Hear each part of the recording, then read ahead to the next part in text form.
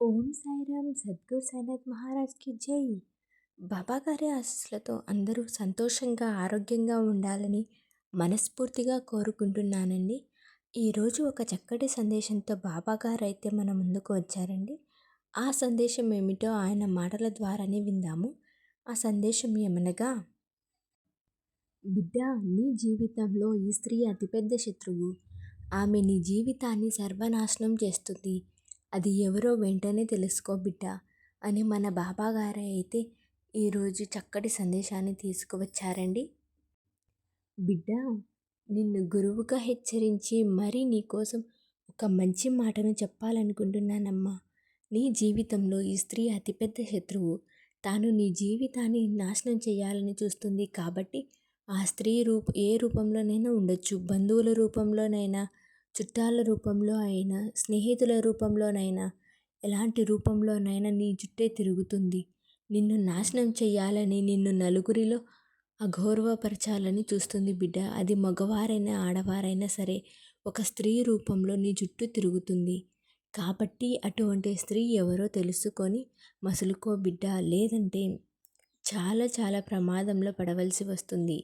నీ మంచి కోరి నీ సాయి తండ్రి అందిస్తున్న ఒక మంచి శుభవార్త కావచ్చు, లేదంటే ఒక సందేశం కావచ్చు. ఈ సాయి తండ్రి ఏం చెప్పినా సరే మనసు పెట్టి ప్రశాంతంగా ఉంచి శ్రద్ధగా విను తల్లి. ఈ సాయి తండ్రి భక్తులకు ఎక్కువ ఉపదేశాలు చేసేవారు కాదు. ఎవరైనా బాధల్లో ఉంటే వారికి కొండంత ధైర్యాన్ని ఇచ్చే విధంగా ఎప్పుడు నా సందేశాల రూపంలో నీకు ఎప్పుడు ధైర్యాన్ని ఇస్తూ ఉంటాను బిడ్డ. మిమ్మల్ని చూసి మీరు సంతోషంగా ఉంటే మిమ్మల్ని సంతోషిస్తూ ఉంటాను. మీకు ఏదైనా ఒకటి చెబుతాను, గుర్తుంచుకో బిడ్డ. అధైర్యపడవద్దు. సహనంతో, శ్రద్ధ, సబురితో ఉండండి అని ఎందుకు చెబుతానో తెలుసా? మీ సమస్యలను మీరే ఆలోచించుకోకూడదు. ఆ సమస్యలను దృష్టిలో ఉంచుకోకూడదు. నువ్వు అలా సమస్యల గురించి ఆలోచించకుండా ఉంటే నేను చూడలేకపోతున్నానమ్మా. నువ్వు ఏడుస్తూ ఉంటే నేను ఎంత బాధపడుతున్నానో నీకు తెలుసమ్మా. నువ్వు దేని గురించి ఆలోచించకూడదు. దేనినైతే సాధించాలనుకుంటున్నావో దాని మీద మాత్రమే దృష్టిని సాధించు. ఆ విషయంలోని విజయం వచ్చిందా లేదా అని పక్కన పెడితే నీ వంతుగా ఎంత ప్రయత్నం చేశావు అనేది ముఖ్యం. కాబట్టి ఎప్పుడు కూడా నిరంతరం ప్రయత్నించావా? అసలు ప్రయత్నాన్ని మొదలుపెట్టావా? మొదలు పెట్టేదానికి నువ్వు లక్ష్య దిశగా ఏదైనా పని దూసుకు వెళ్ళావా లేదా? ఇవన్నీ కూడా నువ్వు ఆలోచించాలి. సమస్య ఏముంది చెప్పు బిడ్డ. ఒకదాని తర్వాత ఒకటి వస్తూనే ఉంటాయి. నేను ప్రతి ఒక్కటి సమస్య అనేది బాధ పెట్టాలని చూస్తుంది తప్ప ఆ సమస్య నేను ఏమీ సంతోషపెట్టాలని చూడలేదు. ఏ సమస్య అయితే నీ చుట్టూ ఉంటుందో ఆ సమస్య నీకు అనేక విధాలైనటువంటి గుణపాఠాలను అందిస్తుంది. అంటే నీ చుట్టూ ఉన్న వారి స్వభావాన్ని తెలియచేస్తుంది.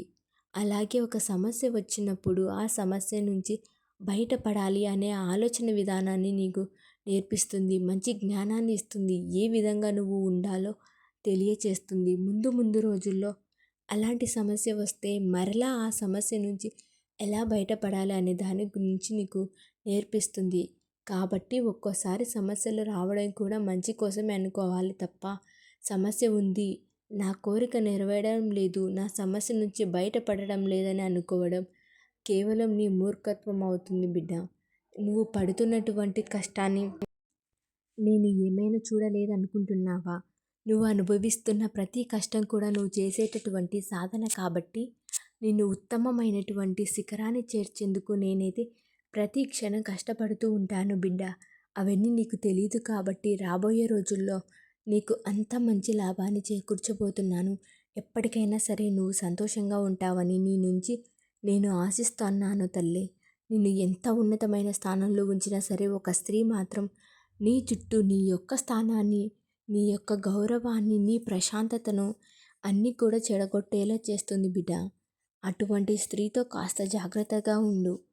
అది నీ స్నేహితుల రూపంలో ఉండవచ్చు, లేదంటే నువ్వు ఉద్యోగం చేసే స్థలం దగ్గర నీకు ఉద్యోగస్తురాలు నీ పక్కన ఉన్న కొలీగ్స్ రూపంలో ఉండవచ్చు, లేదంటే నువ్వు ఇంట్లో ఉన్నప్పుడు ఇరుగు పొరుగు వారు, బంధువులు, చుట్టాలు ఎలాంటి రూపంలోనైనా సరే ఆ స్త్రీ నిన్ను మరింతగా నీ ముందు ప్రేమగా మాట్లాడిస్తూ నిన్ను ఆదరిస్తున్నట్లు, ఓదారుస్తున్నట్లు నటిస్తూ నీకు ఉన్నటువంటి సమస్యలు, రహస్యాలు అన్నీ తెలుసుకొని వాటిని నీ వెనకే చెడు ప్రచారం చేస్తుంది బిడ్డ. కాబట్టి అలాంటి స్త్రీతో కాస్త జాగ్రత్తగా ఉండమని ఒక తండ్రిగా నిన్ను మరీ మరీ హెచ్చరించి చెబుతున్నాను.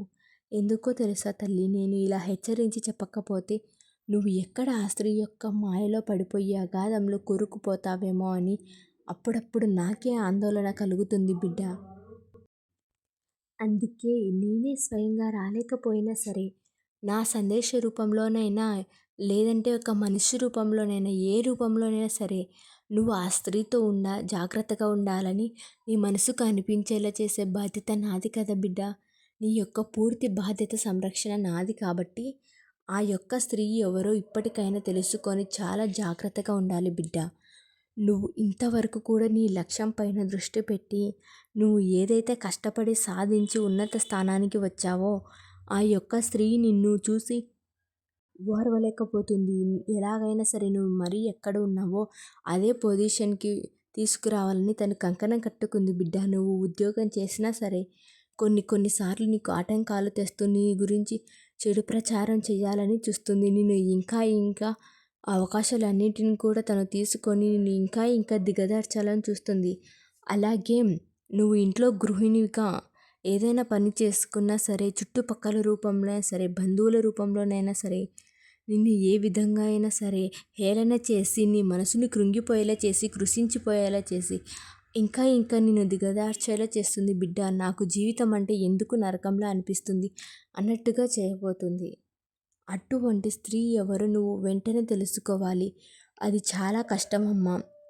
నువ్వు ఈ ఆ స్త్రీ చాలా తెలివిగా, నువ్వంటే ఇష్టం ఉన్నట్లుగా, నీకు మంచి చేస్తున్నట్లుగా, నిన్ను ఓదార్స్తున్నట్లుగా నీ ముందే నటిస్తూ నీ చుట్టూనే తిరుగుతుంది. కాబట్టి ఇప్పటికైనా సరే తెలుసుకో, ఆ మాయ నుంచి బయటపడు. లేదంటే నువ్వు ఇక ప్రమాదంలో పడిపోతావు. ఇక నేను కూడా ఏమీ చేయలేనమ్మా. ఇక నుంచైనా సరే నీ సాయి తండ్రి మళ్ళీ మళ్ళీ ఎందుకు హెచ్చరిస్తున్నారో, మళ్ళీ మళ్ళీ నిన్ను జాగ్రత్తగా చేయాలనుకుంటున్నారో ఒక్కసారి ఈ సాయి సందేశంలో ఉన్న అర్థం ఏమిటో గమనించు బిడ్డ. గమనించి తెలుసుకొని ఆ స్త్రీ ఎవరో తెలుసుకొని మసులుకోమని బాబాగారు ఈరోజు ఒక చక్కటి సందేశాన్ని అందించారండి. ఈ సందేశం మీకు అందరికీ నచ్చింది అనుకుంటున్నాను. ఓం సాయిరామ్. సద్గురు సాయినాథ్ మహారాజ్కి జై.